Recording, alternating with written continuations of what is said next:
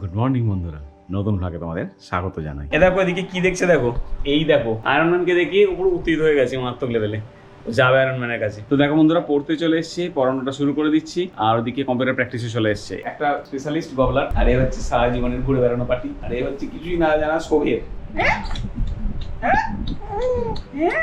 ও খেতে খেতে মাঝে মাঝে ঘুরে আমার দিকে দেখে যে আমি আছি এখানে না নেই, আমি যদি থাকি তাহলে আমাকে নাচতে হবে।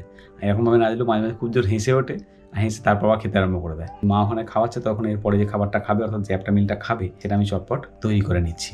কালকে ব্লগ দেখে থাকলে বুঝতে পারবে, এখানে স্টেরিলাইজ করতে দিয়েছিলাম, সেটাকে বার করে নেব। দেখো বন্ধুরা, দুধ তৈরি করে ফেলেছি, আর যে বোতলগুলো ব্যবহার করা ছিল সেগুলোকে ভালো করে ধুয়ে নিয়েছি, বা স্টেরিলাইজ করতে দেবো। দেখে নাও, এই যে তৈরি করা দুধ, এটা হচ্ছে স্টেরিলাইজ করতে দেবো তার আগে পরিষ্কার করা বোতল।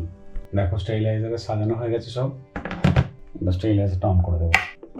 দুধের বোতল নিয়ে আবার নিচে চললাম। দেখো সকালে মায়ের কাছে অর্ধেক খেয়েছে, আমার কাছে অর্ধেক খাচ্ছে, এখন অর্ধেক পড়ে আছে। এখানে কারেন্ট চলে গেছে, হ্যাঁ, সবচেয়ে আনন্দের বিষয় হচ্ছে রাতে একটা ঝলক তোমরা দেখেছিলে, কারেন্টটা চলে গিয়েছিল, সেটা গিয়ে চলে এসেছে। আজকে মেকআপ করে দিচ্ছে, গেছে কিন্তু আসছে না, আর বাচ্চাটাকে বাইরে বসিয়ে হাওয়া করতে হচ্ছে। ওর মা হাওয়া করছে, আমি খাওয়াচ্ছি আর বার্পিং করছি। ছলো ছলো নয়নে।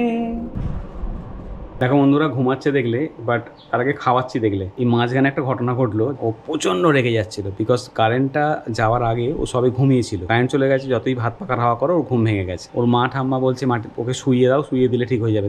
দেখো বন্ধুরা, কিছুটা কাচলাম, কিছুটা কেচে শুকোতে দিতে এসেছি। আমি জানি না কতক্ষণ আছে আকাশে রোদ, যতটুকু আছে কয়েকটা কাঁথা শুধু কেচে শুকোতে দিয়েছি।